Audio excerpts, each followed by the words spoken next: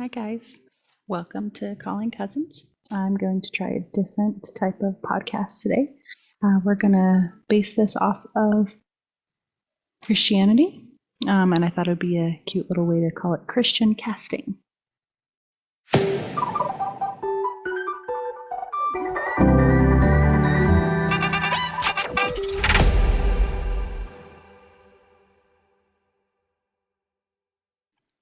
So, a little bit about me. I am a Christian. I am pretty new to Christianity. I still feel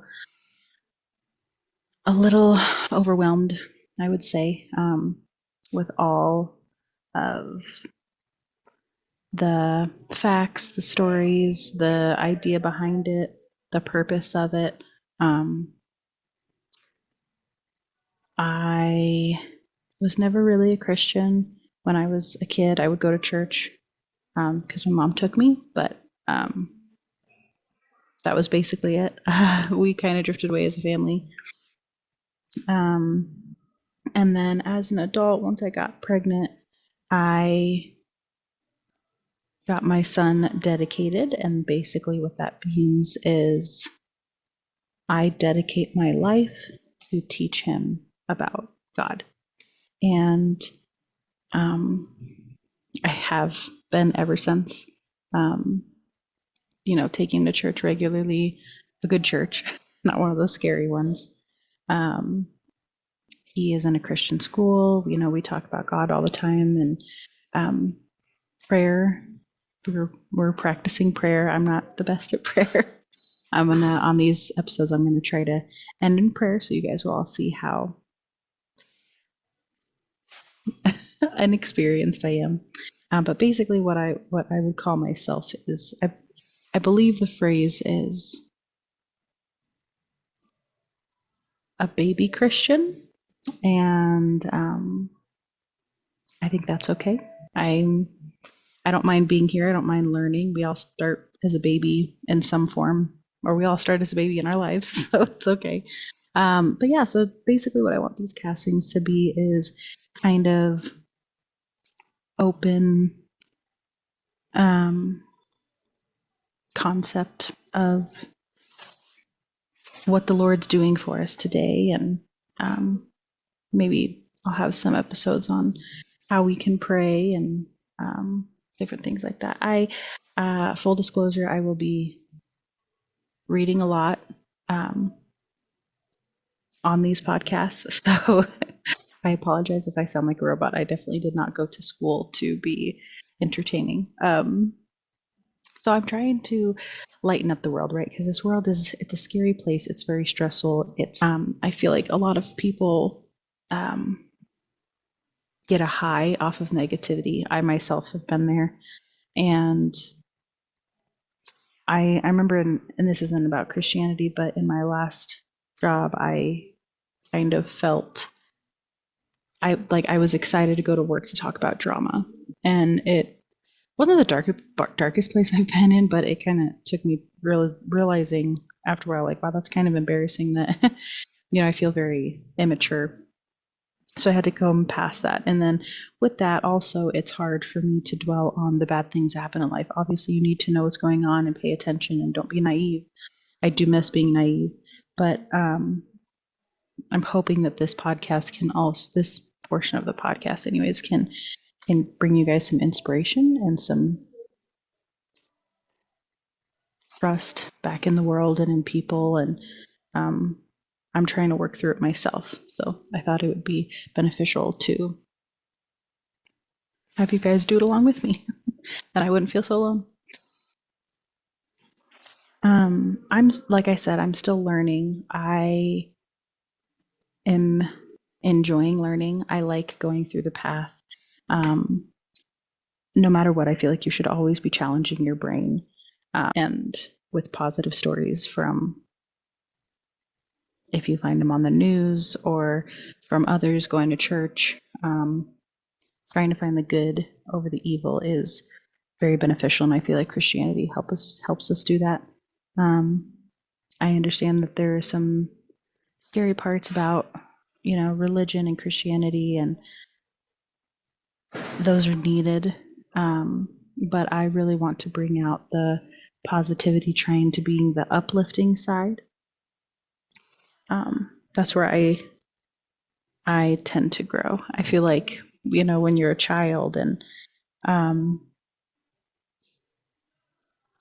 you're growing up and you're learning how to walk, and it's a very exciting thing, and then you're learning how to run, and it's a very exciting thing, and then as you get older you understand, okay, maybe don't walk on the edge of that cliff, or don't run, in the middle of traffic.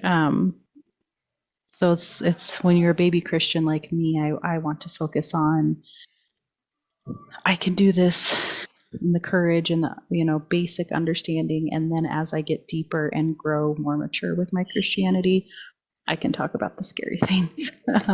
So oops. Basically my topics are going to be, I want to ask some questions, and if you're listening, please think through those questions yourself. I will obviously be talking about my feelings. Always comment if you feel like my feelings are incorrect. I am very humble, and I do not fear from being told, that's wrong. So maybe just do it nicely. So here's just a few questions. And this question is, what does your faith mean to you personally? I would say my faith is like a blanket for me. It makes me feel, I guess it's more of a feeling versus what it means to me. The feeling of it feels like a blanket. It feels like a protection. It feels like a warm hug, like it's welcoming and safe. I would say what it means to me is I want it to be my sole purpose in life. I want it to come naturally for me. I'm not quite there yet, but that's how important it is, and so that's what it means to me. And so I'd like that to that portion to grow. And how the next question here is, how has your relationship with God changed over time? So definitely in a positive. Before I was a Christian, I felt, what's the best word for this? I felt unworthy, I guess would be a good word. I felt that I wasn't good enough, and um, I didn't want to waste anybody's time, I guess. My whole life I feel like I'm an inconvenience, so that's probably where it comes from. But now, and I'm only about maybe 6 or so years in, um, and now I feel like I am worthy. I feel like I'm here. There's a purpose for me here. I just need to find it and do it in His eyes and His ways, um, and in Jesus's love. I feel like I'm very determined now, and to learn more and to not be afraid, and um, be confident in my Christianity. That's a big one. That has definitely changed. The next question is, what spiritual disciplines have helped you grow the most? It has a few examples here: Bible reading, fasting, etc. Oh, and prayer. Skipped over that one. I would say, honestly, like one of them for me that really brought me closer was um, the music. So, like, I found a lot of different radio stations in Colorado that I like. It's from pop to, there's even some rap songs. Some of the rap songs aren't my favorite, but I really, I grew up on rap music, so I do like that music. It's just some of those songs aren't my favorite, but most of the pop and light rock Christian songs are my favorite. Um, but that would probably bring me closest. Prayer was always uncomfortable for me. Praying, I should say, was always uncomfortable for me. I'm getting a lot better with it. I'm actually going to close this off in prayer later, so you'll see how awkward I am. Bible, I definitely struggle with the Bible. Lots of words, lots of stories. I can't keep them straight. I'm not good at reading. I tend to think about other things while I'm reading anything, not just the Bible. So I've tried listening to it audio. I also don't pay attention very well. So those I struggle with. Fasting, I've never actually done that. I like food too much. And yeah, I would definitely say music is for me. I'd be curious what everybody else's are. The next question here is, how do you handle doubts or questions about your faith? Doubts were a big one. It felt like I was being attacked if I brought it up in front of my friends. And they were like, well, why do you believe that? Because what about this fact, this fact, this fact? And it was really hard because I'm like, I don't know. But like, it was just a feeling for me. Like, my faith is a feeling to me. And this is where I want to be. This is what I want to believe and I want to look forward to. I would say I used to be very much afraid of death. I thought it was just black darkness and you just forget everything and forget everyone. And that really scared me. And so once I started getting into Christianity, that fear has gone. It's still there. I'm not going to lie. Even when I was just talking about it, it's making me a little scared. But I want to move past that. I want to have a future past this life with my friends and family and look over on the friends and family that are still here and, all the things. I would say another doubt or question is not necessarily my doubts and questions, it's everyone else's. It's their doubts and questions towards me kind of brings me down, if that makes sense, because they're like, well, what about this? What about this? And since I don't have the question or answers, and since I'm not like have that confidence level yet, it is hard for me to handle those types of things. So I'm hoping that I get better and, you know, I can explain it to my son over and over again and get comfortable with that. Then maybe I can explain it to an adult with confidence as well. This next question is, what does it look like to trust God in difficult seasons? I mean, I can't go through all of the difficult seasons because we all have our own. My current season right now is the passing of my aunt. I had a very close relationship with her. My son had a very close relationship with her. And to lose her is detrimental to my family. And it really makes me pause and wonder, like, just all the memories that I have with her and all the times that I could have shared with her and that I can't now. And, it really just obviously takes the words away from me. Um, and where I trust God during all this is that she is with him, that she is with Jesus, that she is with her husband. Her husband passed 6 years ago, my uncle, and she is now there.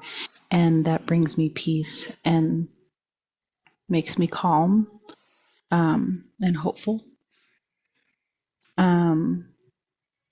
A lot of people get angry at death, especially when it's too soon. With my aunt specifically,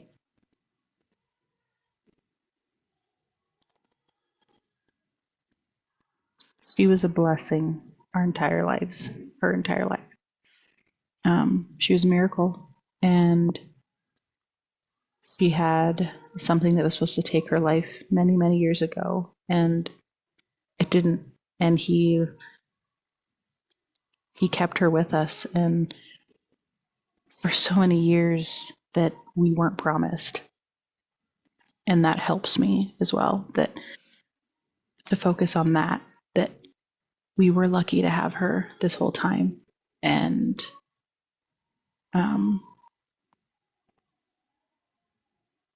that she's not in pain anymore.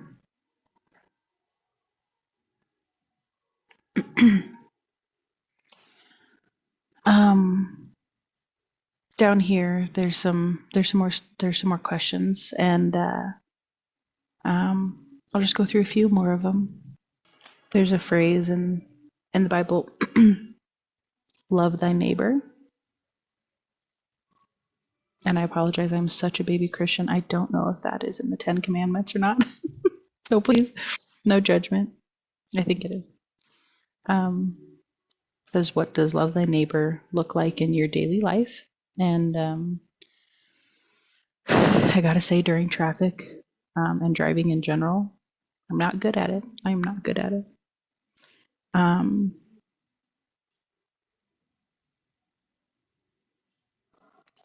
I would say in my regular day life, I can look at somebody and just imagine life from their standpoint and their heartaches and their struggles and their accomplishments and their positive things. And just by looking at somebody and just even imagining, even if it's wrong, even if you're totally wrong about what they struggle with or what they enjoy in their lives, by doing that, it makes me feel connected to them and love for them and hope for them, in different ways depending on the person I'm looking at. And I do that quite often. I'm very awkward and just stare at people. Don't judge me again. So hopefully you guys can do the same. I enjoy it.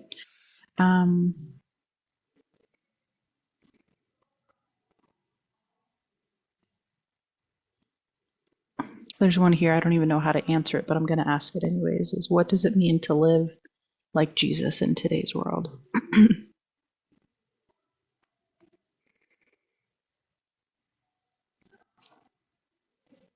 don't even know the patience he has. We have no patience. We are a bunch of instant gratifiers, want what everybody else wants, keep up with the Joneses. Nothing's ever good enough. Grass is greener always on the other side. I don't see a lot of Jesus presence these days. And honestly, maybe back then they didn't either, because he wasn't present back then. And then, in perspective too, I think it's a hard day and age now, and I can't even fathom history and actual hard days. Because, so maybe it is similar. It says to live like Jesus. So if we lived like Jesus with the patience and the love and the nurturing and the taking care of each other, that'd be a beautiful thing. Let's do that. Put that on our bucket list. Here's a good one to end with. How can we make time for God in our busy lives? Music really helped me. When you're driving and you're on your way to your next thing, you can just turn the music on and just be with him at that moment and feel the words and think of him. And hopefully it'll help with your road rage. I think it does help with mine. I should maybe need to turn it up louder. I just looked up a random verse of the day. There is no rhyme or reason why I picked this one, but